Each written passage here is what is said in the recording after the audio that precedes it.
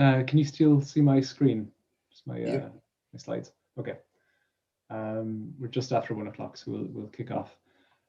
So welcome everyone to today's ASHRAE Ireland technical webinar. My name is Daniel Coakley and I'll be chairing today's session.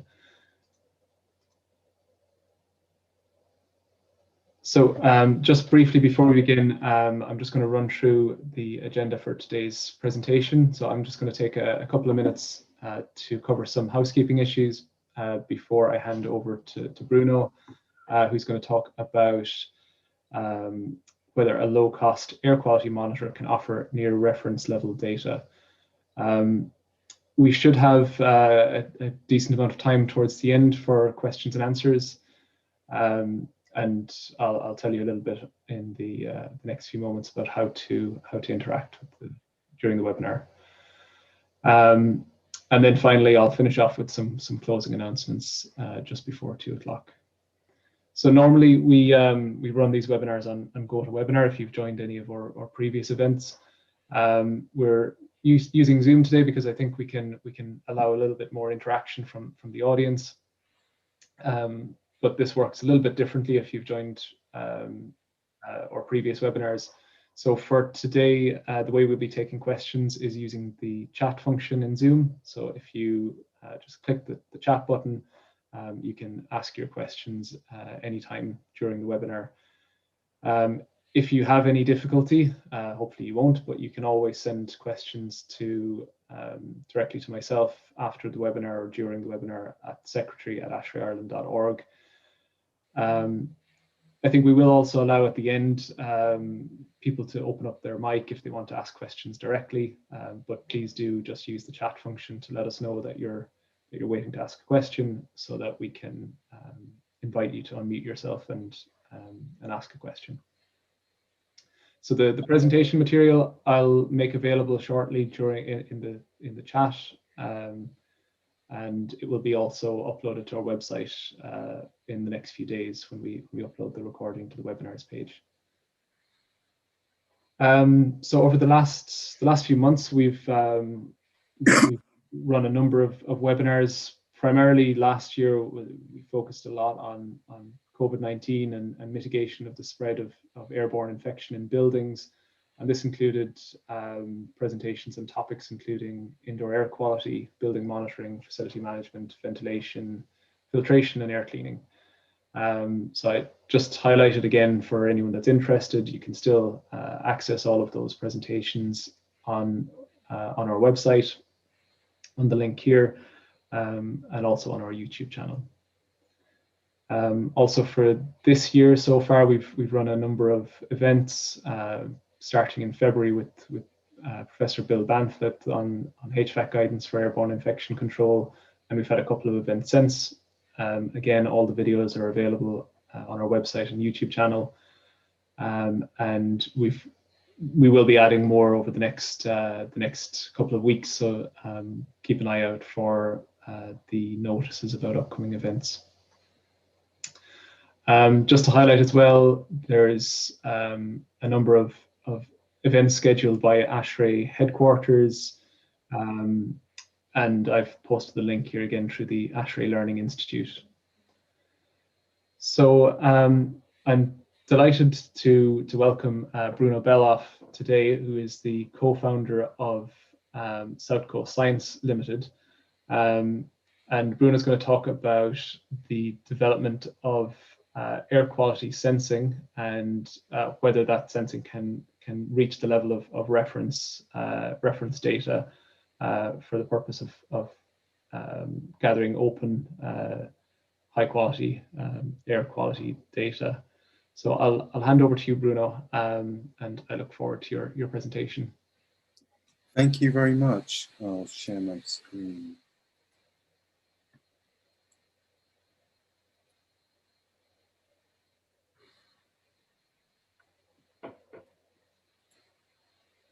Okay, so just to underline the little biography on the previous page, the subject here involves a significant amount of science and mathematics, but I'm neither a scientist nor a mathematician. I'm an engineer with a background in artificial intelligence. This is what South Coast Science does. It makes air quality monitoring devices, and the little white box attached to the cage on the top of this big red thing is Practice Urban, made by South Coast Science. It can monitor 4 different reactive gases, plus CO2, plus PMs, plus temperature and humidity. It's got GPS and 4G comms. The big red box it's on top of is a air quality reference station managed by Ricardo Energy and Environment in the UK. So the intriguing question is, could this little white box do the job of the big red one? Clearly there is a demand for a product that could do that. Those involved in urban air quality know that urban air quality varies rapidly with geography from one block of a city to another. So being able to monitor in large numbers of places, fine-grained monitoring network is advantageous. It helps you do all kinds of things, even if that thing is just validating city-wide models. But in order to do that, first of all, it's got to be accurate and it's got to be trustworthy. And these have been the 2 major hurdles for small sensor devices like this. We deal in the following presentation with 2 completely different sorts of sensors, but actually the problems which they present are really very similar. So one set of reactive gases. These are NO, NO2, sulfur dioxide, ozone, hydrogen sulfide, carbon monoxide, it's less of a reactive gas, and so on. And the PMs, PM1 to PM10, with an optical particle counter, the sensor components we use are made by AlphaSense in the UK, and AlphaSense is in fact our founding investor. And we really began life as a company essentially being electronics and software specialists for AlphaSense.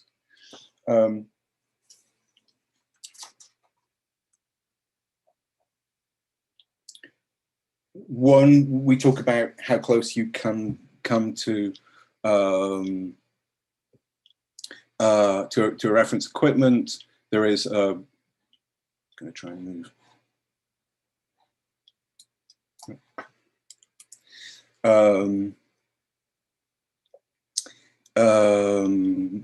There is a proper term, equivalence, and there is a standard for PM measurement and gas concentration measurement for this.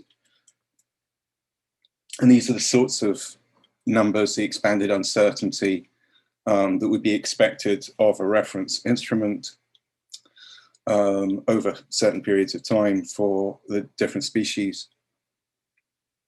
This is from this guide to demonstration of equivalence from the relevant European committee.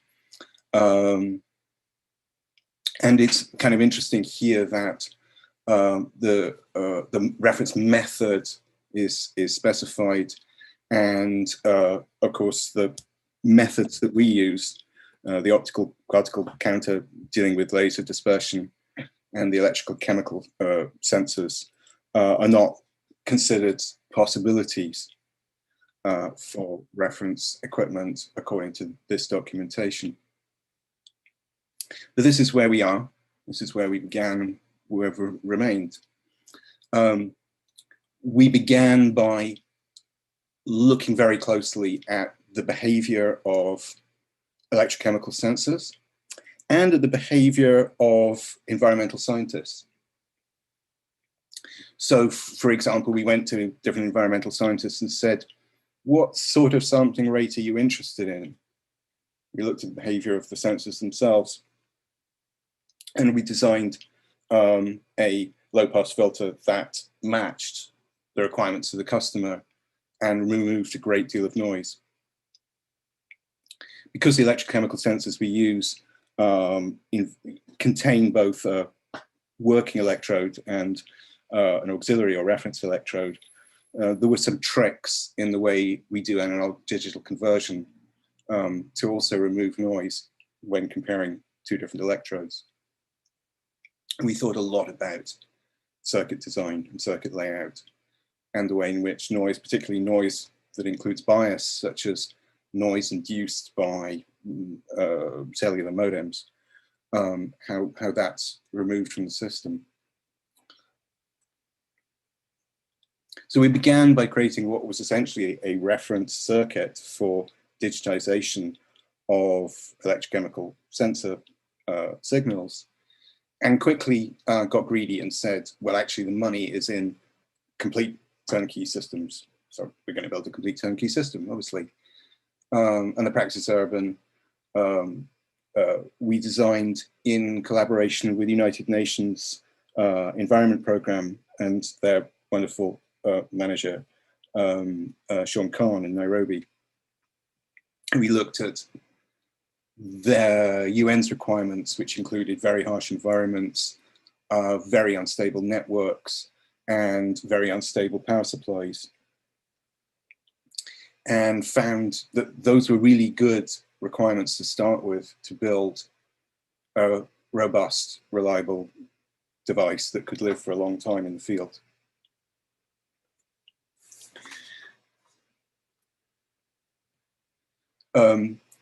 The data infrastructure was crucial as well. This had to be always available, partly to benefit the consumer of the data, but also to benefit the devices themselves that we wanted to have report in real time. Practice urban units tend to, they can be configured to and normally are, sample every 10 seconds. For urban air quality, this can be a really useful, relatively high frequency. You can, for example, see traffic light patterns on street level equipment. And people are working to see how traffic lights can be controlled based on pollution. In fact, the system we built on top of the Amazon Web Services software infrastructure components, which gave us a enormous leg up in getting systems working quickly and working robustly. And we go on growing that system. Today, it's getting better and better, for example, at monitoring device health remotely.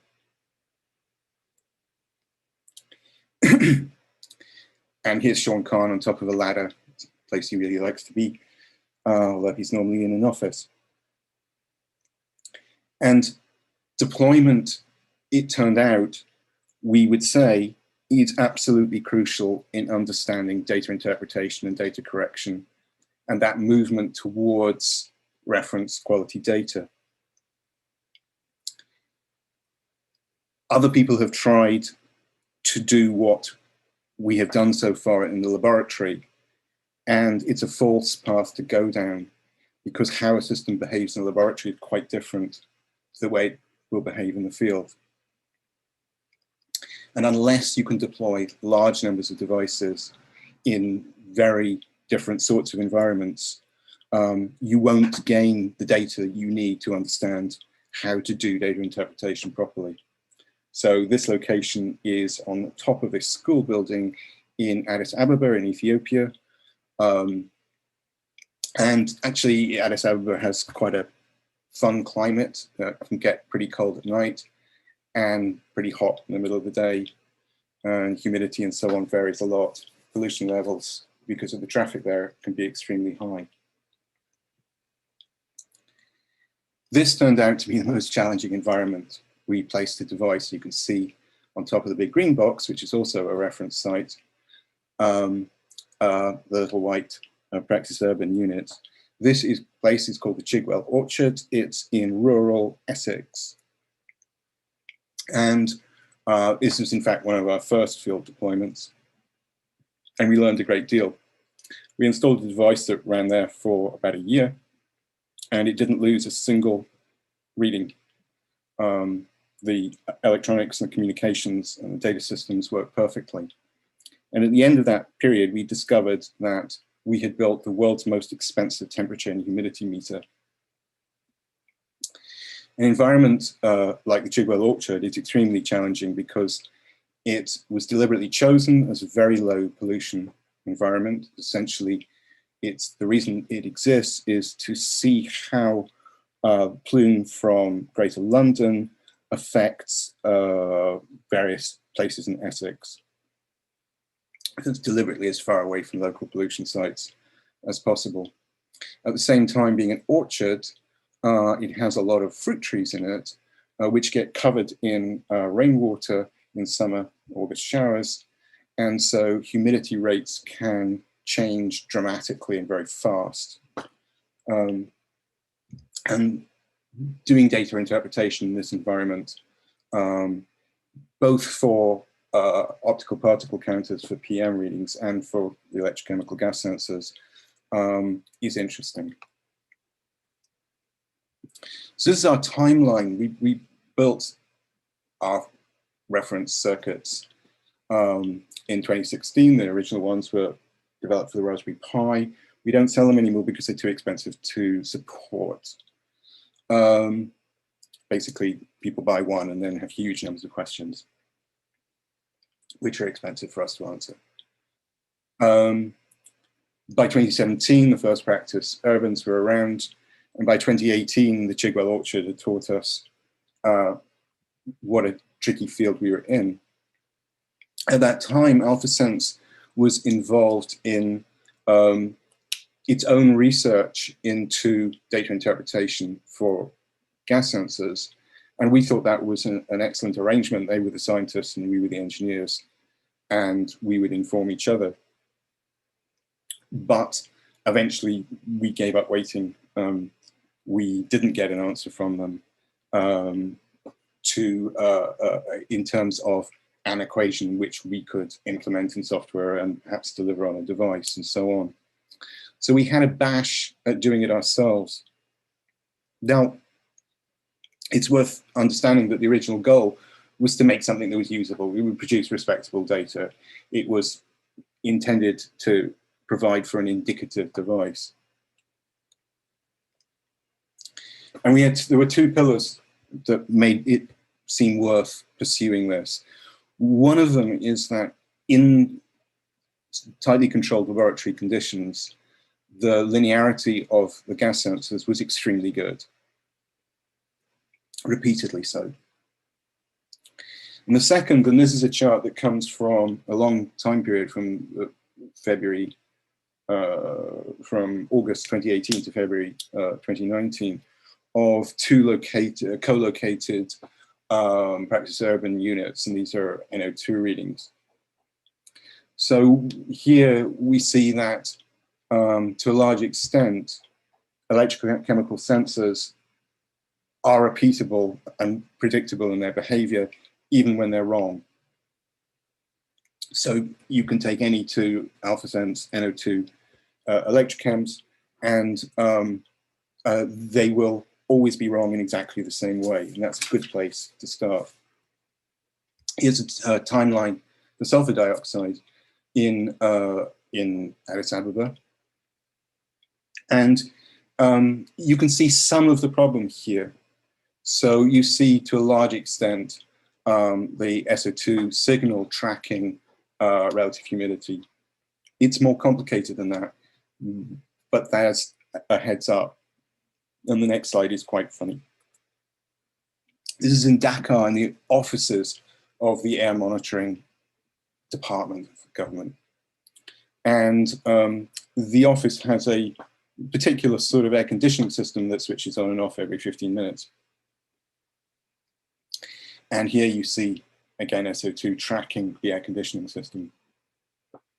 But it's going to be more complicated than that.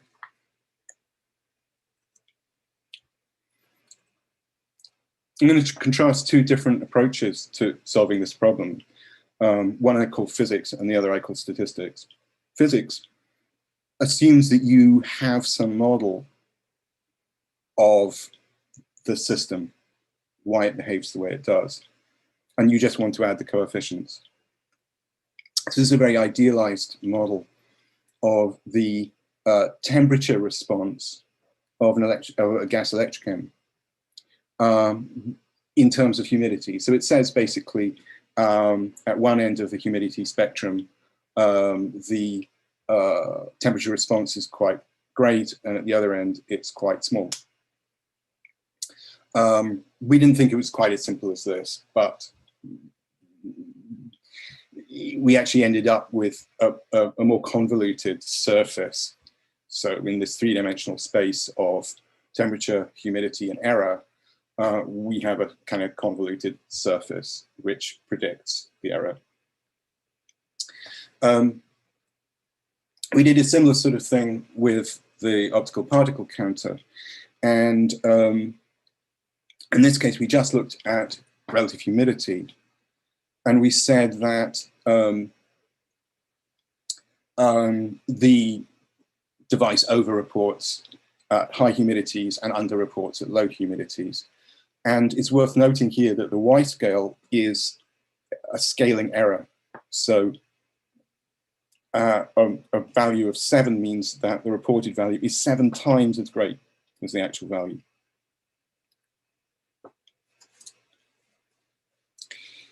It was around about this time that I was talking to somebody who knows far more about this subject than I do, Brian Stacey at Ricardo, and we were discussing how to solve a particular part of the problem. And there were essentially 2 different equations that needed to be applied. And I said, well, what sequence do you apply them? And we realized we didn't know. And at that point, I thought that this is getting too complicated for me. I'm going to try something else. Machine learning is scary because you give away a certain amount of control to a system that you're unlikely to fully understand. But I went to talk to a machine learning systems expert at Amazon Web Services. And she said 2 things to me. One of them is data quality is more important than data volume. And the other is the key term, the most important term in the training set will be something you haven't thought of, which were kind of exciting things to hear. Quality is more important than volume. That's been the experience in a lot of different machine learning projects. We'll see here that what matters is the quality of the reference data. Just because you have a reference site doesn't mean to say you have reference quality data. It has to be managed properly, it has to be run properly and operated properly. And also you need extremes. You need a wide range of humidity values, temperature values, and pollution level, particulate density or gas concentration. The key term, well, I'll hint at what some of those are. So here was the result with a physics analysis, in this case of PM 2.5 from an AlphaSense OPCN3. And that simple model where we just predict the error based on relative humidity has helped shepherd data points in the right direction. But clearly this V-shape is telling us there is a separate process going on.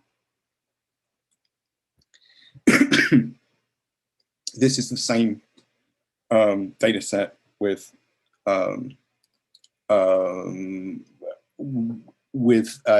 machine learning product, a model predicting and correcting the error.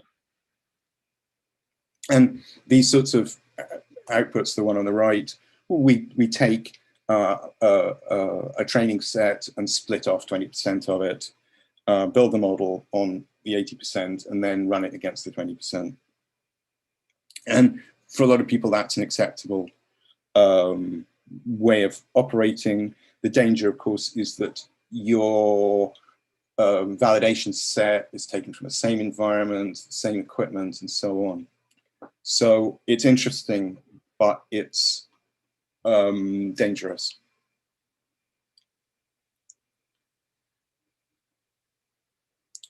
And here's another danger. In this particular case, I applied data which was outside, involved environment that was outside the training set. In particular, modeling techniques we use almost always XGBoost, which has its roots in Newton's method for finding functions and their coefficients and iterating towards them, is very bad at extrapolation, and a lot of kind of maths is going on to try and find better ways of dealing with that, but also accepting that for any reference instrument, there will be a limited upper and lower limit of detection for which it may have one quoted accuracy, and it may be considered operable outside of those limits with perhaps a lower level of accuracy.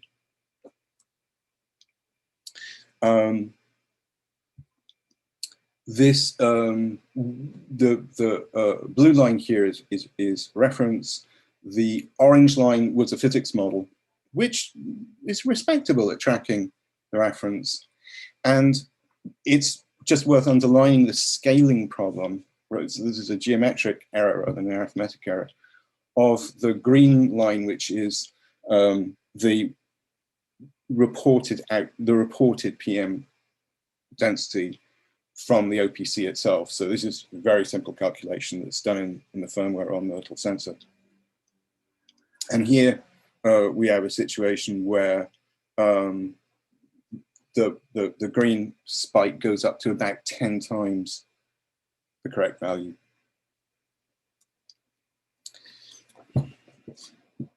NO2. This is the output of a machine learning model that's known as VB20. It was a technique just known as B, which used data from 2020 from actually mashed up from different sites. It's worth saying also with the PM modeling, we found that the consistency between OPCs was so good that we could, and we tested this carefully, we could mash up data from 3 different devices and 3 different collocation geographies and build one model based on all of them, and then run it against individual devices. Likewise, with the electrochems, Alpha Sensor's calibration is so good that so long as you use the calibration data in the right way, that you can mash up data from different sensors, and you can apply a model based on one set of sensors to a different sensor and so on. It doesn't look quite as sharply distributed as the OPC model, but scatter charts hide what the density of points really there is. So this is another view of the same data set. And here, first sigma is 2.9 parts per billion, and second is 5.9. That seems to me really quite nice. We won't go in here to the details of the specifics of the way for MCERT certification, in this case for PMs, uncertainty or expanded uncertainty is calculated, but there are spreadsheets around that do this for you.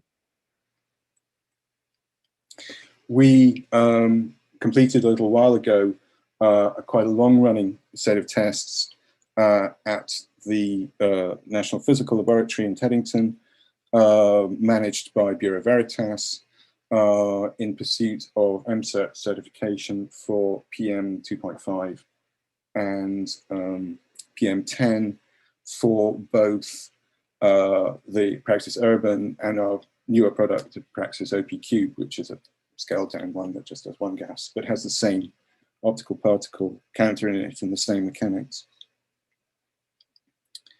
And I should explain a little bit about new algorithm and new period. We were running in the autumn for an extended period of time.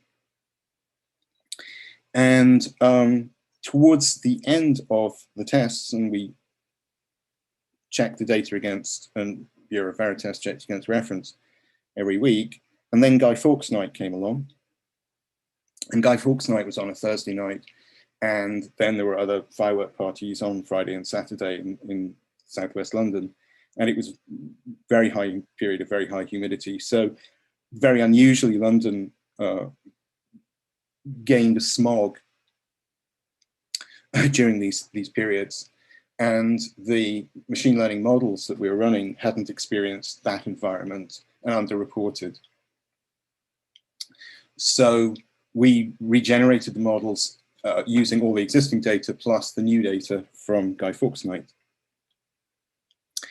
and started a new period. So we started the test all over again in the middle of November. So this is the new algorithm, new period, and here's PM 2.5 on 2 devices co-located with a series of different reference units at the National Physical Laboratory, although Pallas Fides device was used as the appropriate reference comparison. This is this looks like equivalence. This looks like reference equivalence, but it's just one test. Here's PM10. This is probably slightly outside of reference equivalence, but it's well within indicative.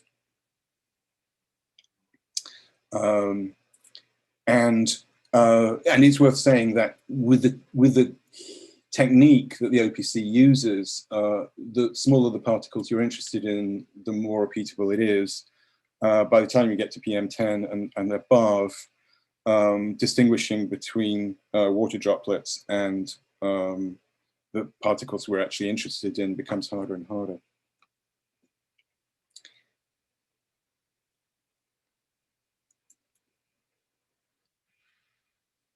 Now, this one is kind of interesting. This looks bizarrely good. There's something really strange going on here. But what is actually going on? What we did, just out of interest, was apply the new algorithm to the period, including Guy Fawkes night, and you see the top right of the graph, lots of points. Top right. Now, the new model, the new algorithm, only about 10% of it came from the NPL data. 90% of it came from other sites in the UK. We still don't fully understand why the model is so good at working with working in an environment where the training data set is the validation data set. And we're going to spend a lot more time looking at that, because it may turn out, I mean, my instinct was this wouldn't happen, simply because the interaction of carbon particles and water droplets in the device is so probabilistic that they will respond in different ways, and that when you have 10 times error in a reported value, although we don't use the reported values directly,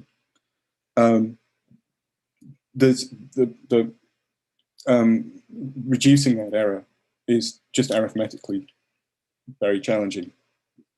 But we have to consider that there may be a big data solution here. In other words, as the training data sets become larger and larger, the probability that the training data set includes the environment you are in at this very moment characteristics environment you're in at the very moment becomes higher and higher.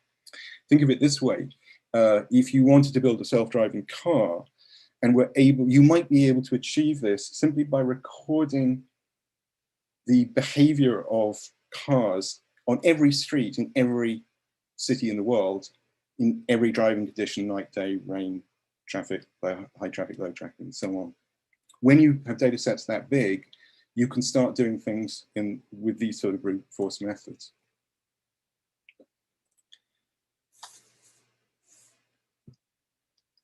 In summary, we would say,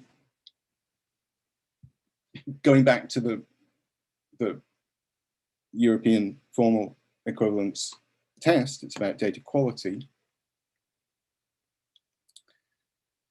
And it seems that we can move a long way in data quality. We've actually come quite a long way. We're the first low-cost sensor device that's in production that will gain MCerts for PM2.5 and PM10. Not only that, but as far as I know, the only device that was ever made that was tested that didn't have a heater tube. The sort of heater tubes that people use to condition the air when using laser dispersion techniques, those tubes use about 4 times as much power as our entire device. It's advantageous, therefore, not to involve technology like that. So we're moving in the direction of data quality, but we also have to look at the flip side, which is trust. MCerts, I think, is a big part of that, particularly in the UK. How MCerts is going to play out for gases, we're not very sure. And the European Working Group will next year, perhaps, or the year after, maybe surpass, supersede those sorts of certification. Whether they become so expensive to run tests like that, they exclude too many vendors, we're not very sure. We're going to see what happens. So we're still out there collecting data and thinking about having something that can provide equivalence at in a certifiable form. And I hope that raises some questions.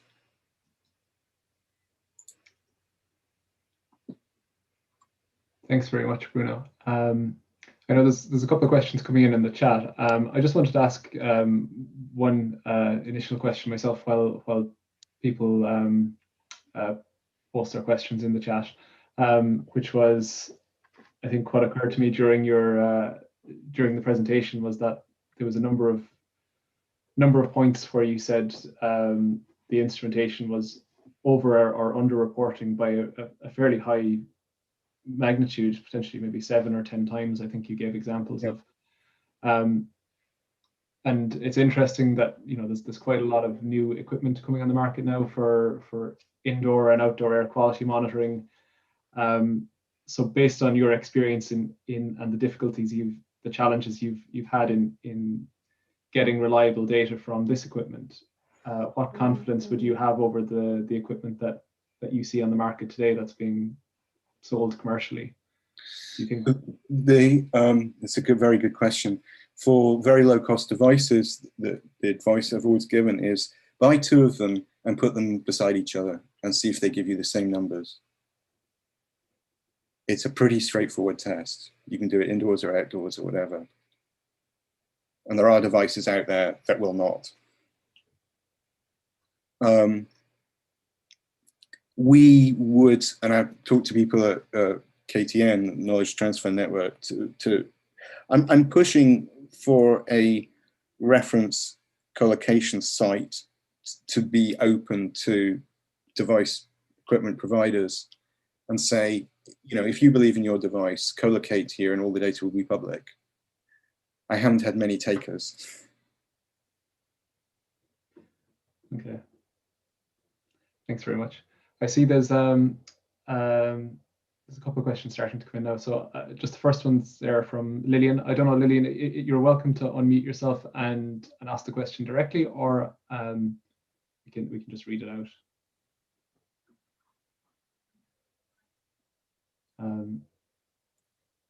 I think the question about CO2 in the body is really a medical question rather than an engineering question. I don't feel really capable of answering that.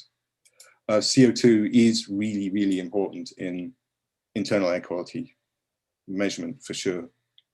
But how the body interacts with it is not something I know about.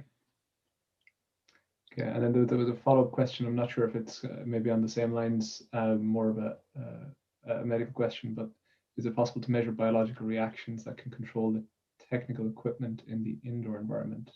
Well, not so much biological reactions, but we kind of know what the biological reactions to certain pollutants are. So we can do the simple thing and measure the pollutants. And we're very interested in talking to, for example, HVAC suppliers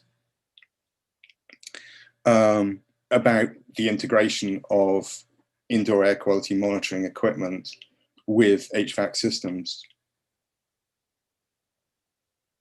We think there's a pretty straightforward regime where you can do combined internal and external air quality monitoring. So, for example, you can monitor it, say, in a lecture theatre in a room, but you would also monitor at the air intake of the HVAC system for that building. And you might also measure at street level at the front door of the building. And you use all this data to decide how the HVAC system should behave. And that can actually save you an awful lot of money because you're not running the system when you don't need to be, and you're also making people more productive because they're healthier.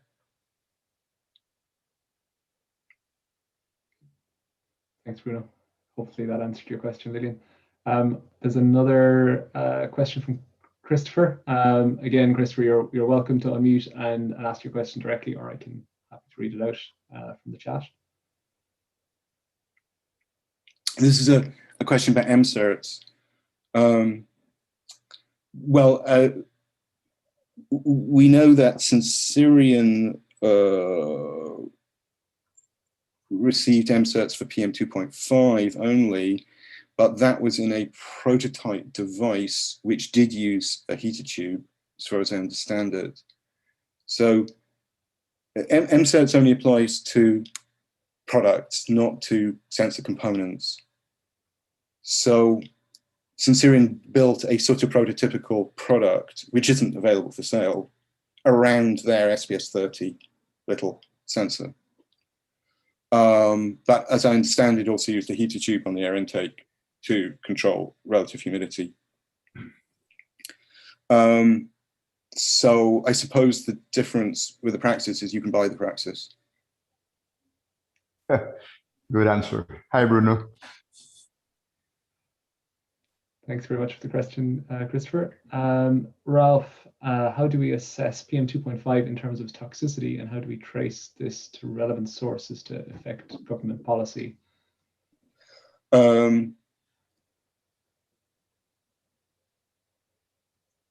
I'm not the one to answer about toxicity, but there are people who have been studying this for a long time. It's a very hard thing to study because PMs have very long-term effects on people, on animals. And to characterize exposure to PMs when somebody presents with lung cancer or emphysema or whatever, it's quite hard to build a long-term history. And then dealing with the biology of living people is quite tricky as well. But a lot of work has been done there, and it's now shifting focus, as I understand it, to PM1. There's been a little bit of we've been measuring PM1s since ever because AlphaSense OPCs measure them. And in fact, we found that doing data interpretation on PM1s is actually easier than on the others. There's been a little bit of a bootstrap issue because the medical world hasn't really looked at PM1s because there isn't enough reference data of PM1s, and devices don't tend to report PM1s because the medical people can't react to it. How can we affect government policy? Do lots of measuring. You can't manage what you don't measure. Push for fine-grained networks of air quality, urban air quality monitoring in your city. We know that local authorities and others have been very reluctant to embark on those projects without a level of certification for devices. So we hope that we're now going to start changing things. And I completely understand the local authority wouldn't want to buy something that wasn't certified, because if somebody came back and said, look, this street is very polluted, people would turn around and say, well, how do you know? Maybe it is, maybe it isn't. Maybe this thing is over-reporting. Once you get past that boundary, then there's no excuse not to monitor. Thanks, Bruno. Another question here from Igor, and again, I'll just read out the question, but Igor, feel free to jump in if you want to add anything. So during the process, what kind of results did you see about temperature and humidity interferences on the dust values or on the PM values? So I think you showed one of the charts. Yeah, we found actually really strangely that sample flow rate had it was an enormous effect on the way that OPCs behave. So the precise wind speed and direction at that moment needed to be known, and we have a way of determining that quite easily. But yes, right. Relative humidity is a very big thing, particularly at the extreme ends, very low humidity and very high humidity. Not so much temperature, but relative humidity. Just to clarify, I don't know if you mentioned during the presentation, OPC is your optical particle. Yes, it's called an optical particle counter, and it's a laser dispersion device. It's a little black box, which has a fan, so it tries to keep a constant flow rate. It doesn't, but it tries, and it reports what the actual flow rate is, which is really useful. Quant, yes, we've just sent 2 devices to the University of York to be part of the Quant project. I think they arrived at the beginning of this week. This was the just in response to the comment from David. Again, David, feel free to unmute if you want to add anything to this regarding open and transparent test platform. Totally agree. I believe the Quant project led by University of York is providing a test platform more widely by end of summer 2021. Oh, hi, David. I'll jump in. It was just a comment. Yeah, I think they're opening it up and trying to get sensors providers to participate in it. So it should be a well-led and well-organized testbed platform. So Excellent. great to hear you're on. Excellent. We're up for the match. I'm not sure I understand Ralph's question about cutoff of PM1s. This is Ralph's question, mentioning PM1. What's the cutoff for diesel emissions tend to fall? Diesel emissions tend to fall in the band 10 to 200. Ralph, do you want to feel free to jump in if you want to clarify what your... Hi, can you hear me? Sorry, maybe I wasn't making myself too clear. Are you able to hear me? Yes. Okay. No, obviously with OPCs, there's going to be the sensitivity of the optical sensors will obviously determine the particle size distribution we're looking at. And one of the things that I've noticed over time is that being involved in transport emissions, modern diesels tend to emit a particle size distribution within the 10 to 200 nanometer range. And I'm just wondering how we're going to detect that using these type of sensors when that actually tends to be the rather toxic and dangerous particles that we should all perhaps also include in our monitoring analysis. That's a really good question. I can't tell you off the top of my head what the cutoff is, but it's a really good question.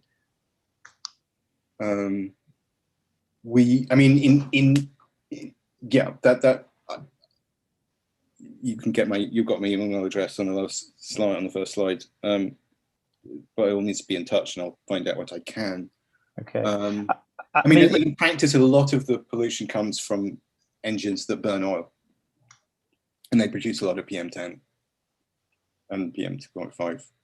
So if you have a diesel engine, but it's got a gasket that causes it to leak oil, then these are the really, really big spikes that you get, that transport people care about, I think. I could be wrong. No, I agree. I think it relates back to the question I put before, in a sense that, you know, we've had over the years actually high urban PM, which levels that we would expect to be reducing given the introduction of the sort of newer technologies that we've had, particularly on vehicles like diesels with DPFs, etc. And to some degree, I've always expected air quality monitoring to actually help and guide us when things aren't working out, you know, during, say, type approvals of these vehicles, just as we had this thing with Dieselgate and NOx. In fact, it turned out to be the Americans, through their remote sensing technologies, to actually come to the conclusions that, you know, NOx is not going down. So what was the reason? I was wondering, you know, if we're going to have a value on air monitoring, then we do have to make sure that we link the measurements to, you know, the sources, and to make sure that we focus on, you know, resolving those issues. So that was really the point. I think it's a really good point. I suppose my instinctive reaction is, don't let better be the enemy of good. We need to get out there and monitor, and we need to understand what the particle size cutoff of these sorts of devices is. Because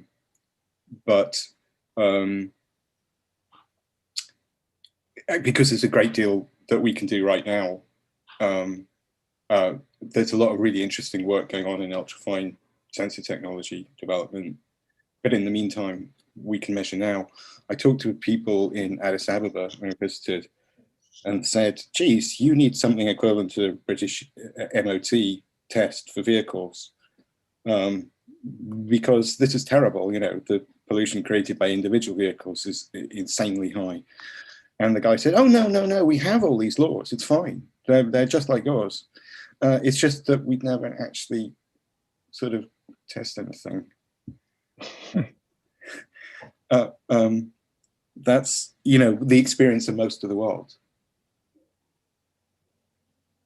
And one of our customers, our biggest customer, in fact, is a industrial transport specialist. And they do things like monitor at gates of building sites, big construction sites, distribution centers, and so on, because they want to pick out individual vehicles with faulty engines. So because those are orders of magnitude worse than the good ones, even though the good ones may have problems.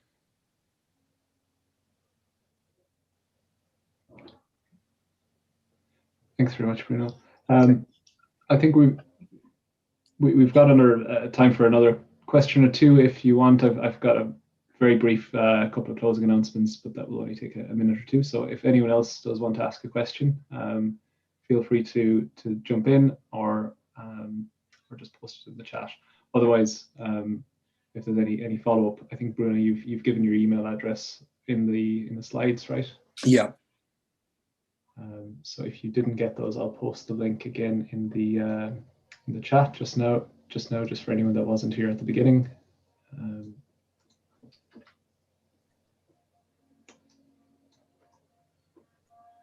Well, thanks to all of you.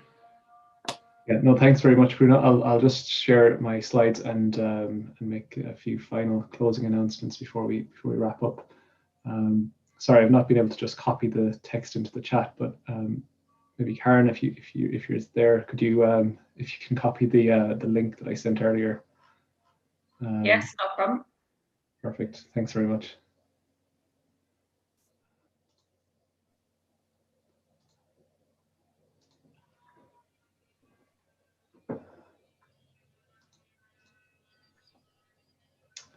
Okay, so again, thanks, Bruno, for a really interesting presentation today, and for everyone for a very interactive discussion at the end there. I'm delighted that there was a lot of very relevant and poignant questions for Bruno's talk. So perhaps we'll have a follow-up again in a while. Just a couple of closing announcements before we close the presentation. I just wanted to highlight that we have our ASHRAE Ireland AGM coming up in just around 2 weeks, 15th of June. There's plenty of opportunity to get involved, so just you can drop myself an email or anyone on our board, and we'd be delighted to hear from you if you're interested in getting involved.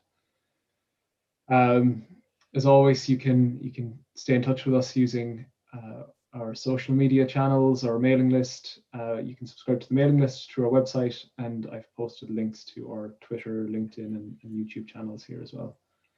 And finally, just a word of thanks to all of our sponsors and supporters for your continued support, which makes our activity and our ongoing work possible.